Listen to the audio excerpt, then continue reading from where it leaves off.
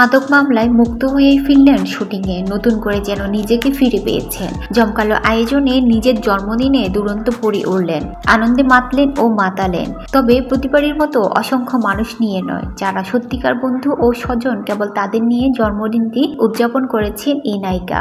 বিমানবালার look ও পোশাকে নাচার উৎসবে তার মেতে ওঠার ভিডিও ছবি ইতিমধ্যে সোশ্যাল মিডিয়ায় ভাইরাল হয়ে গেছে। ট্রল হয়েছে তার লুঙ্গি ডান্স। অনেকেই পরীর পোশাক ও নাচের অঙ্গভঙ্গি যেন মেনে নিতে পারছেন না।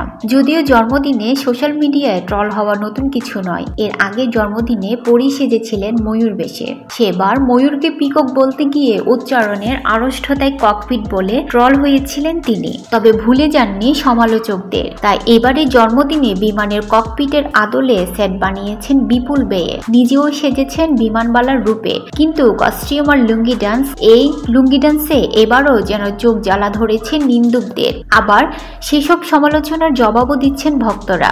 মাদক মামলায় গ্রেফতার পরবর্তী অভিজ্ঞতার পর সমালোচনা যে এখন থোড়াই কেয়ার করছেন সমাজের চোখে। বেপরোয়া পরী তার জন্মদিনে উপস্থিত সাংবাদিকদেরও বুঝিয়ে দিয়েছিলেন, নিউজ দরকার নেই, আপনারা জন্মদিনে আমার অতিথি। ভালোবাসার মানুষদের ফুল, পুতুল, তরবারি আর কবিতার বই উপহারে আশীর্বাদে সিক্ত হয়েছেন তিনি। জন্মদিনে পরীর পাশে থেকেছেন গিয়াসউদ্দিন সেলিম ও তার গুণিন টিম।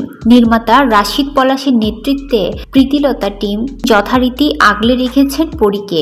উপস্থিত ছিলেন চলচ্চিত্র বিশ্বসুন্দরী নির্মাতা জয়নিকা চৌধুরী। রোববার 24 অক্টোবর রাজধানীর 5 তারকা হোটেল রেডিসন ব্লুর রং বদলে লালে রঙিন হয়ে উঠেছিল। জন্মদিনের স্লোগান ছিল ফ্লাই উইথ পরীমণি। পরী তো উঠছে নেই, একদিন বাদে আজ 26 অক্টোবর মাদক মামলায়ও জামিন মিলল তার।